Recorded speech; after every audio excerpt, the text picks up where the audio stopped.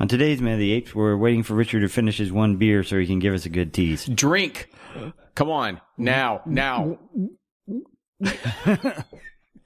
you get that? Yes, I did. 2 years sticking paws off me, you damn dirty ape! Exercise with an ape maker, human down.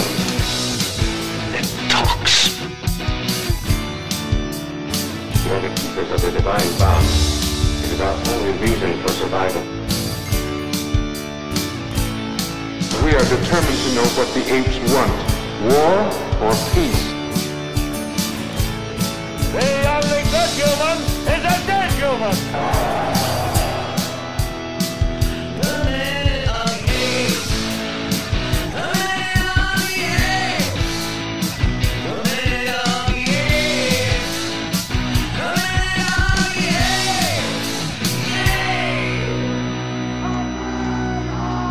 Hello and welcome to Minute of the Apes, the daily podcast where we break down every minute of the Planet of the Apes movies, 1 minute at a time. Have you had another drink? What is this? Come on! Wait, It's not fun until you drink. You know, we start these on Sunday morning at 6 a.m., so we ask Richard to get drunk. I know, I have to mow the lawn. Well, after normally this, he's already coming in hot, drunk. Yeah. I haven't sobered up from last night. Oh, God. All right, so we got minute 27. Sean, Yeah. you want to tell us what's going on? All right, starting minute 27 with Zira and Cornelia sitting down to laughter, and ends with Zira saying that gorillas are a bunch of militaristic nincompoops. Poop. All right, let's take a listen to minute 27. Escape from the Planet of the Apes. Dr. Hauslein?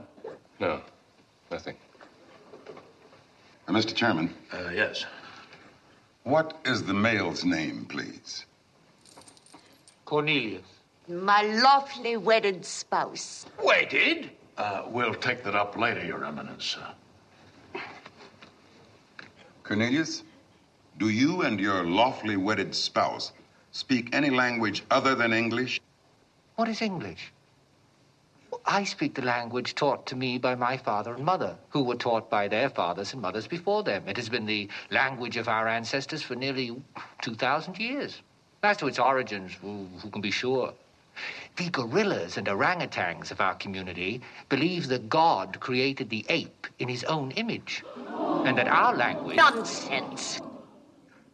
Cornelius, as an intellectual, you know damned well the gorillas are a bunch of militaristic nincompoops. All right, as a minute 27, we have a planet's worth of humans plus 2 living apes and 1 dead ape. One thing we've got to... Oh, wait, Richard's got a note for us. Yes. Newt is the animal she referenced early on. Milo and Cornelius and Zira are having a conversation in the cage. She goes, Cornelius, a display of primitive apparatus, and Zira says, primitive, it's prehistoric. It couldn't test the intelligence of a newt. So we know they have some sort of amphibians in the future. Huh. And one thing we've got to point out at the end of the last minute is, and it kind of relates to this minute, is whenever Cornelius drops his bon mot, Dr. Hessline stands up and, puts his fist on the table like almost very gorilla-like himself. Right. But I don't know why he was very strident and standing up when everybody else was laughing away. Well, let's be real honest about what, and I think we've referenced it before, but Hassline's posturing so far is peculiar. It's interesting because he's the one who is not sitting forward as though he's trying to intelligently discern what's happening. It's almost as though when you watch his posturing where he sits back and his arms are crossed and he's just digesting this, has he already hypothesized with all his thinkings that this might happen? Do you want me to tell you what the script says? I do, please. All right. So it concludes with, only when she lets me, a moment's stunned silence broken by a yell of delightful laughter from Zira. It actually happened a little more immediately. It wasn't quite so thing. Yeah. The audience reaction. Who runs to Cornelius and hugs him, gives him one of those awkward kisses that we get to see from far in the back of the room. Mashing the faces. Right, together. Exactly. And they did it from the back of the room behind the audience, so it doesn't look quite so awkward. Yeah, you see the entire the chairman, and you actually get to see Hassling standing. Speaking of which, that panel real quick, the table did they really need to put those two guys at the end? It felt like you were out for dinner and two friends showed up. You're like, oh crap! All right, pull up two chairs. Yeah, the one at the end definitely also has open leg man sit, and it's like, dude, come on. All right, sorry. Well, they've got chairs for 6 people, and they've got the 2 chairs sitting at the end. I mean, this is clearly, obviously, like the Los Angeles City Council room that only had like 6 chairs, and they had to like make it look like this, or Right. they were using props. So sure, yeah, right. But the 2 do look like they don't belong there at all. But now that we're far back, we can actually see the perspective from behind the audience down on Zero and Cornelius, and we see Dr. Hassline standing, because he ends the last minute standing up, and he comes up again on his wrists, his knuckles, as if he's mimicking an ape. So this is what the script says. Let's see. Zero, still chuckling, resumes hers. So under Lewis's pacifying gesture does the audience. I don't see Lewis do this gesture. And then Lewis says, Dr. Hassline, but it's actually the chairman who says Dr. Hassline, not Dr. Dixon. Okay. The chairman is the one who responds to him. And when he says Dr. Hassline, the description is Dr. Hassline is not standing to ask a question. He is standing transfixed by the limitless implications of an ape answering unmechanically, sensitively, lucidly, and above all, humorously, a question which was not even addressed to him. And that's cut, correct? Yeah, and then I was sitting there, and because the description is cut, but the chairman does say Lewis, and then Hassline says, no, the chairman says Dr. Hassline, and Hassline says no, nothing, and sits back down. Right. But his standing, which happened moments earlier, is now explained as to why he's responding to that, and so we also get an answer to why Cornelius answers the way that he does. Chairman, does the other one talk? Only when she lets me, right? Mm-hmm. So the answer is that an ape is now answering unmechanically, sensitively, lucidly, and above all, humorously to a question which was not even addressed to him. So all those factors are now playing into why he's responding the way that he is, which is why his kind of defensive posture at the back. Mm-hmm. See, I just assumed Hassline has known what's going on this entire time. This would imply that he doesn't fully understand what he's looking at. It also kills the joke. When you over-explain that he's speaking even humorously, you somehow kill the joke. Well, this is a description for Dr. Hassline. I mean, it's not. Oh, I'm sorry, I misunderstood that. It's what his character's thinking. Yeah, I understand now. I misunderstand what you're saying. Yeah, this is Dane's description to Hassline, and I mean, it's almost unnecessary. Yeah. It's a lot to put in there if he's not expecting an audience to read this script at some point. Yeah. True. Right? True.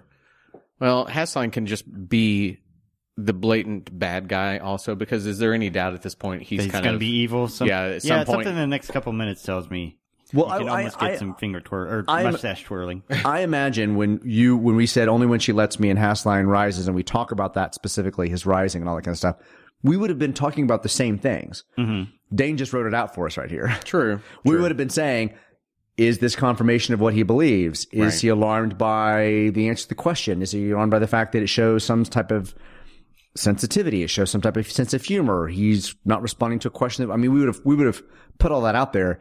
Dane just did it for us in the script. I always think of characters like him, almost like Doc Brown in the Back to the Future movies, because ultimately, with the cycle of the burrito of time, and that's kind of how he refers to it in Back to the Future, is like a burrito. Or that's when Peggy Sue got married. That time is like a burrito. It kind of laps over itself. You start looking at Hassline. If he's like Doc Brown, where he understands what's going on, he's anticipated it. Mm-hmm. Has he somehow known exactly that this is going to happen? Does he have some kind of sinister plan underneath? I just always look at these kind of people and I think, how far does their knowledge go? Because at some point with that burrito of time, you have to begin the knowledge. Where it has to start at some point? Yeah. And so, but to me, it really does look like he's almost read the script himself. He almost knows exactly, because he's looking very, I know what's going to happen. I mean, we've speculated in previous minutes that he seems to know exactly who they are, where they're from, what's going on. But this addition of this surprise makes me think that he doesn't. Maybe he does. He just doesn't know how far it goes. Okay. He knows he knows something happens. He knows where they're from, but he doesn't know the complexity of what's going on. Yeah. Okay. he would have recognized the spaceship. I mean, they all would have recognized the spaceship. Right. So he probably raised his theory. I mean, the curve is named after him. He probably knows that these are future time travelers, maybe. You know, there's somebody out there that thinks that he somehow created this entire scenario, sequence of events, that he sent them off knowing what the Hassline curve is, knowing they would do that, knowing they would come here. And it's almost like he has pulled the puppet master. Thinks. Either Dane doesn't think that, or Dane explicitly wanted to give this character description. Well, all I'm doing is adding conspiracy theories to Planet of the Apes and saying that somehow this is all intended to occur. Just me having fun. As it will on multiple timelines. Based upon, so this was the next interesting thing. So Dr. Hassline says, no, nothing, and kind of resumes to a seat. And then we have the gentleman to the 2 chairs over from the chairman, if you're facing it to the right. It is the only African-American gentleman on the council, right? He's got a greenish suit on. He's actually described nothing. He sits... a young lawyer, a young Negro lawyer rises. So they specifically put in this that they wanted somebody to play. They specifically wanted to cast somebody to ask these next series of questions. And he goes, "What is the male's name, please?" And Cornelius says, "Cornelius." Zira says, "My lawfully wedded spouse." Which, you want to go to the next part real quick before I go any further? Oh, well, first of all, just right there, that should have been. There should have been no more doubt that they can speak English and that they can comprehend English. When you're throwing out lawfully wedded spouse, unprovoked. But it's a concept. I mean, it's the clergyman who stands up in shock. Why do they have a priest up there? Okay. So that was something I want to know. If you're having a political council, if you're having a scientific council, whatever it may be, why are you bringing only one element of religion? Do you not have into a rabbi, agnostic, Satanist? I mean, why don't we have all of them there ready to digest it? And then, here we go. Even when this is in the 70s, the debate over marriage comes up. That apparently lovely wedded spouse. You're introducing the idea that they can get married too, and everybody's, well, even with apes and whatnot, they're kind of losing their shit. There's a. I mean, back when I did more stuff with in college with universities and served on different little panels and things like that, you typically would pull from unassociated. What am I trying to find? You typically would pull a diverse panel together of people to talk about issues, and a lot of times you would have somebody from the chaplain's office be there. It was just something you would kind of have as a viewpoint that you could insert. So his presence on there doesn't surprise me. It doesn't surprise me for that time, but I still think that today, if you do that, you would either not have them there and they'd be off having a religious council meeting, or you'd have everyone there. Or you'd have them outside of it going, why weren't we included? Oh, I suddenly did. Mel Brooks is the Jewish rabbi. Sorry about that. But you would have them involved saying, why aren't we there? Yeah. Well, she's introducing, we've introduced the fact that there are a couple, I think, when he says only when she lets me. Now we're introducing the fact that they have culture and society when she says they're wedded. Right. Like now we're moving beyond the fact that they're just intelligent, that they have some type of societal structure if they're using marriage. I mean, this is a big reveal to the people here. They're like, and so for the clergy to stand up, we know Dane's intention is to challenge marriage, interracial marriage between species, things like that. That's why the clergy's standing up. But really, it's the first time Dane is introducing this concept to the world, that these characters have a complex society. I think especially, to the interracial idea, this time in America, to introduce that apes were married is like saying interracial. I think that's probably where they were going with it. And Dane, we've definitely laid out that he never pulls a punch when it comes to introducing some social type element he wants to discuss. Well, and so we can come back to the Your Eminence. We can come back to the clergy that stands up, because the chairman says, we'll take that up later, Your Eminence.